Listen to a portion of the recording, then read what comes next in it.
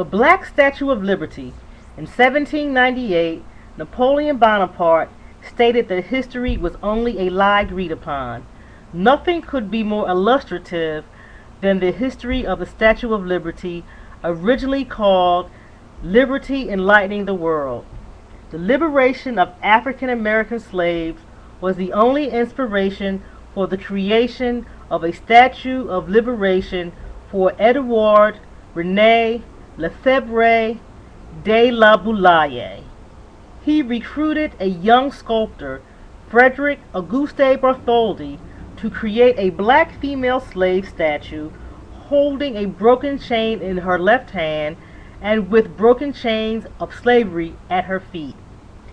The official website of the Statue of Liberty states that the statue was given to the people of the United States by the people of France as an expression of friendship and to commemorate the centennial of American independence in 1776. The Encyclopedia Britannica states Bartholdi designed the Statue of Liberty as a monument to the Franco-American Alliance of 1778. These are absolute and total lies. Edouard René Lefebvre de la Boulaye, an internationally renowned lawyer and author of a 3-volume history of the United States, first discussed the idea of a symbol to represent the end of U.S. slavery at a dinner party in 1865 at his country home near Versailles, France.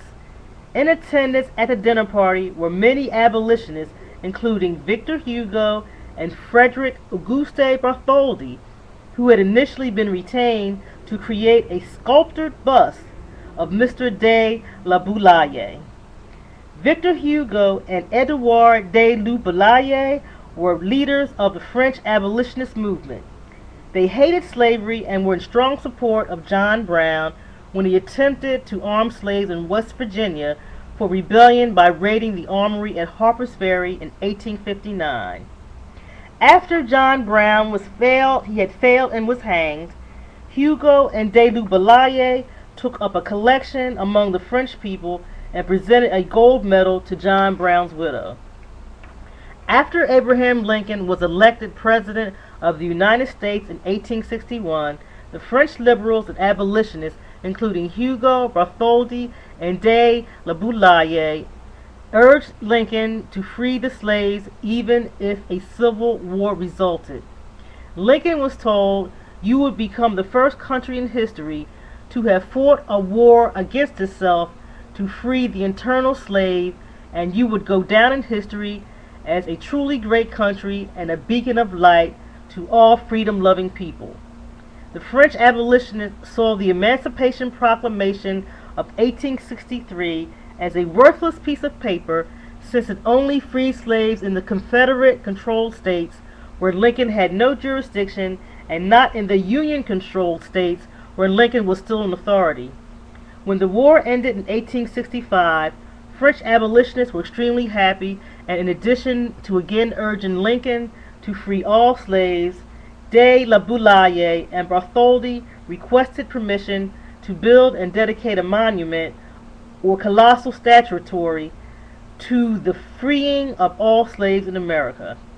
When Abraham Lincoln was assassinated, de la Boulaye again headed the abolitionist committee that presented a gold medal to Mrs. Lincoln, just as he had done for the widow of John Brown.